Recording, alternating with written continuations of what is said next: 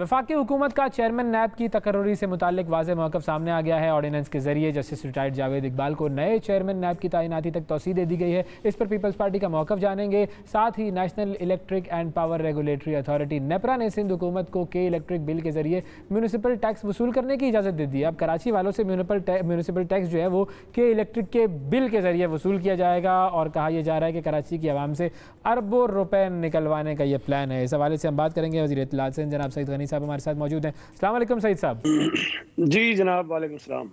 बहुत शुक्रिया सर। दो मामलात हैं और एक मामले पर तो अभी चीफ मिनिस्टर साहब जो हैं मुराद अली शाह साहब वो प्रेस कॉन्फ्रेंस भी कर रहे थे कि ये जो कानून साजी है ये असेंबलियों के ज़रिए होनी चाहिए। क्या मौक़िफ़ है सिंध का और पीपल्स पार्टी का इस हवाले से? देखिए, एक तो मैं कल कुछ प्रेस कॉन्फ्रेंस भी सुनी, कुछ पूरी तो नहीं लेकिन कुछ हिस्सा उसका सुन सका जी। ये कंफ्यूज करने की कोशिश करते हैं उन शहरियों को जिन्हें आइन के मुतालिक ज़्यादा नहीं पता। देखिए, कॉन्स्टिट्यूशन में ऑर्डिनेंस जारी करने की इजाज़त ज़रूर है, ठीक है, लेकिन अगर आप उसको पढ़ें आर्टिकल को तो उसमें ये लिखा है कि अगर कौमी असम्बली और सेनेट का सेशन ना हो रहा हो और कोई इमरजेंसी हो तो हुकूमत ऑर्डिनेंस के थ्रू लेजिस्लेशन कर सकती है और उसको बाद में असम्बली के सामने ले किया जा सकता है। ठीक है। अब ये ऑर्डिनेंस का जो इख्तियार है हुकूमत को, वो इन केस ऑफ अर्जेंसी है और किसी ऐसे इशू पर है जिसको आपको फौरी तौर पर करना हो, कानून बनाना हो और आपके पास असम्बली और सेनेट का सेशन अवेलेबल ना हो। पहली बात तो ये है, तो ऑर्डिनेंस जारी हो सकता है। दूसरी बात ये है कि ऑर्डिनेंस जारी आपने कर दिया, लेकिन उसमें भी आपके कोई लामहदूद इख्तियार तो नहीं है ना कि आप जो मर्जी चाहें वो कर दें। मतलब मैं आपको मिसाल दूं कि ऑर्डिनेंस जारी करने का इख्तियार है, हुकूमत ऑर्डिनेंस जारी कर सकती है। और क्या कल हुकूमत ये ऑर्डिनेंस जारी कर सकती है कि जी कल से चोरी करने की कोई सजा नहीं होगी या कत्ल करने की कोई सजा नहीं होगी? टेक्निकली तो वो जारी कर सकती है, टेक्निकली लीगली तो वो जारी कर सकती है। अब मॉरली और वैसे उसमें ऑब्जेक्शंस वो आ जाएंगे, लेकिन टेक्निकली तो कोई भी ऑर्डिनेंस हो सकता है ना? नहीं हो सकता, कोई नहीं। मैं ये आपको कहना चाह रहा हूँ कि ऑर्डिनेंस जारी करने का इख्तियार आपको है, कंडीशनल है कि सेनेट और कौमी असेंबली ना हो। और दूसरी बात ये है कि उस ऑर्डिनेंस के जरिए आप किस किस्म की लेजिस्लेशन करना चाहते हैं। मैं ये नहीं समझ रहा कि चेयरमैन नैब की जो एक्सटेंशन है या उनको कंटिन्यू करने की जो बात है वो कोई अर्जेंट बात है। सही है, बिल्कुल। कानून के मुताबिक कोई अचानक से तो आपको नहीं पता चला ना कि जी कल जो है वो उनकी खत्म हो रही है मुद्दत। बिल्कुल, ये तो बहुत पहले से पता था और जो कंसल्टेशन करनी है प्रेसिडेंट ने लीडर ऑफ द ऑपोजिशन से और लीडर ऑफ द हाउस से, वो उस तारीख से बहुत पहले हो सकती थी, लेकिन इन्होंने नहीं की। अब अगर नहीं की तो इसका मतलब ये बिल्कुल वाज़ेह था कि आपके इंटेंशंस ये थे कि आपने इस पर आपने किसी नहीं को लेना, आपने किसी ने को नहीं लेना। आपका क्या ख्याल है कि वो जिस शख्स के ऊपर केसेस हैं नैब के, मतलब अगर मुझ पर पुलिस का केस है तो पुलिस चीफ लगाने में मुझसे कंसल्टेशन की जानी चाहिए?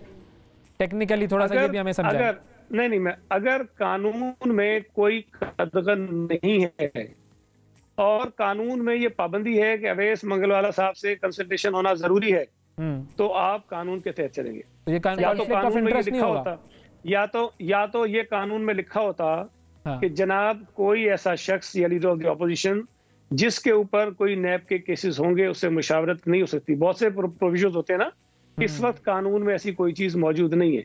दूसरी बात, अगर आप कहते हैं कॉन्फ्लिक्ट ऑफ इंटरेस्ट की बात करते हैं तो फिर तो प्राइम मिनिस्टर को भी नहीं करना चाहिए, इसलिए कि उनकी जमात पर, उनके वजीरों पर, उनके कैबिनेट के मेंबर्स पर, उनके बहुत सारी सूबाई हुकूमतों पर नैब के रेफरेंसेस हैं, नैब के केसेस हैं और बहुत सारी चीजें रिकॉर्ड पर है, लेकिन नैब उनके खिलाफ कार्रवाई नहीं कर रहा। लेकिन वो चला रहे हैं ना नैब के केसेस उन पे, वो उनको बचा तो नहीं रहे। कोई नहीं चला रहे, वो चल ही रहे हैं, बचा रहे हैं। उन्होंने तो अभी वो सेल भी बना दिया, उस पे एतराज है। वैसे ऑपोजिशन को एतराज है उस सेल पे जो उन्होंने बनाया ये पेंडोरा पेपर्स के हवाले से। वैसे ये भी बहुत बड़ा मजाक है।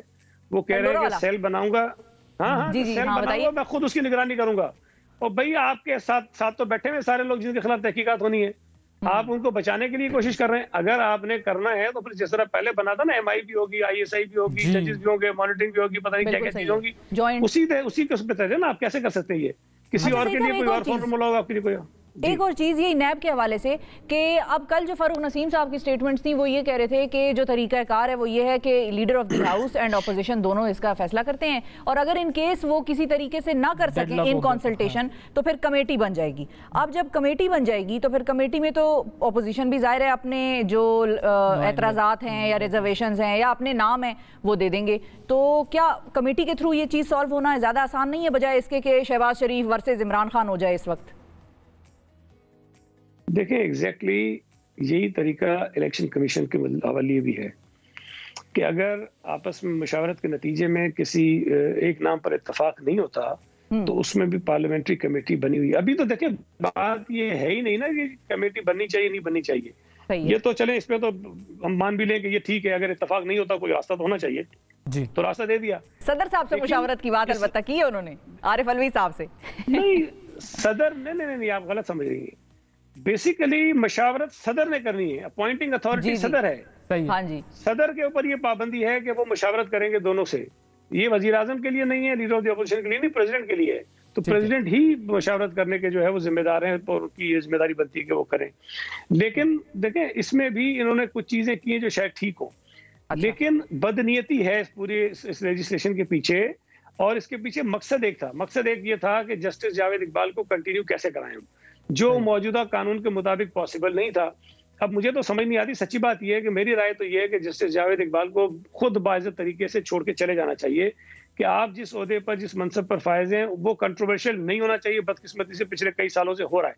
अब आपकी मुद्दत पूरी हो गई, आप चले जाइए।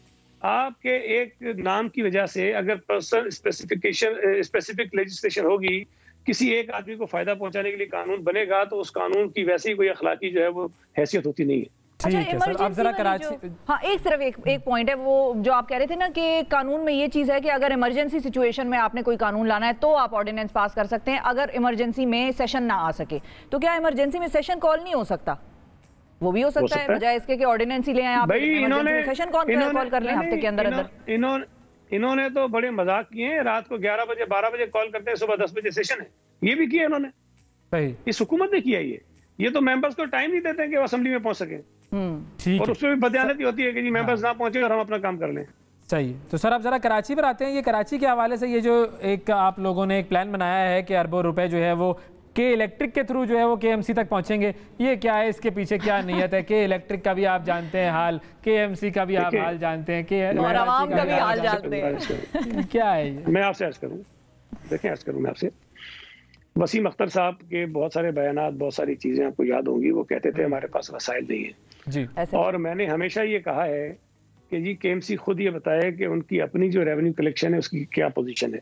ठीक है। और वाकई KMC की अपनी जो टैक्स कलेक्शन है, जो उनके जो अपने रिसोर्सेज हैं जो भी हैं, हाँ, वो बहुत ही बुरे थे, वो कलेक्ट नहीं करते थे। ये कोई नया टैक्स नहीं है, ये कोई नया टैक्स सर मैकेनिज्म की बात कर रहा हूँ मैं, टैक्स तो नया नहीं है, टैक्स तो वो है जो जिसने कलेक्ट करना है वो करें, मतलब एक प्राइवेट एंटिटी को जिसका अपना एग्जिस्टेंस वो कंट्रोवर्शियल है।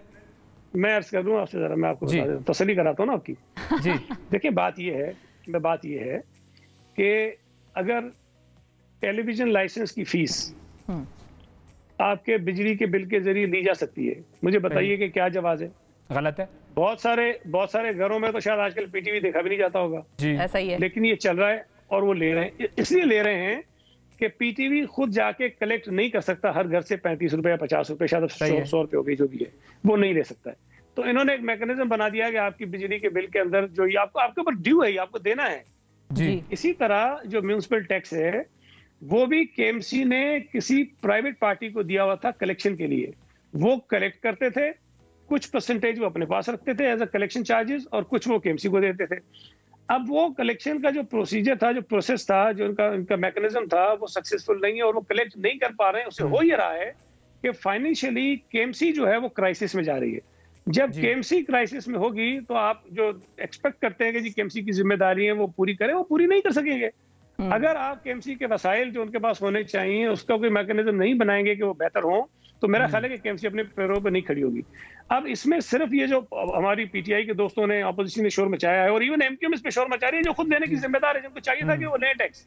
सही। अब अगर टैक्स मैकेनिज्म बेहतर बनाया जाता है तो मैं नहीं समझता कि इस पर किसी को एतराज होना चाहिए कि हाँ अगर नया टैक्स लगाएं तो उस पर बहस बिल्कुल होनी चाहिए, क्या ये टैक्स लगना चाहिए, नहीं लगना चाहिए, लोगों पे इजाफी बोझ पड़ेगा, बिल्कुल ठीक है।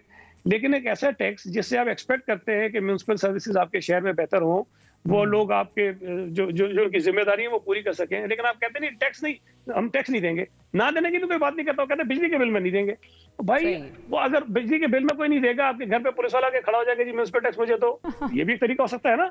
हम SBR को दे दें, हम SRB को दे दें, वो कर दें, बिल्कुल सही है, उस पर कोई एतराज नहीं होगा। वो गवर्नमेंट एंटिटीज है, उनका काम है ये। के इलेक्ट्रिक चूंकि प्राइवेट इदारा है लेकिन कंट्रोवर्शियल बन चुका है। लेकिन ये मेरी गुजारिश सुने, आपके पास भी बिजली का बिल आता है, मेरे पास भी बिजली का बिल आता है, जरा बिजली का बिल उठाइए, उसमें देखिए कि आपके जो बिजली के चार्जेस होते हैं उसके अलावा और क्या क्या चीजें उसके अंदर हैं। सही है, देखें एडवांस टैक्स क्यों लेते हैं आपसे, सरचार्ज क्यों लेते हैं आपसे, भाई वो तो फिर SBR को कलेक्ट करना चाहिए ना, वो भी उसमें होता है। इसलिए कि गवर्नमेंट अपना कलेक्शन का मैकेनिज्म बेहतर बनाना चाहती है और लोगों से जो लोगों के ऊपर ड्यू टैक्सेस हैं वो लेना चाहती है। वो मैकेनिज्म मुख्तलिफ हो सकते हैं, तो KMC के इलेक्ट्रिक के बिल में भी बहुत सारी चीजें होती हैं। बिल्कुल सही, बहुत शुक्रिया अदा करेंगे। सईद गनी साहब हमारे साथ मौजूद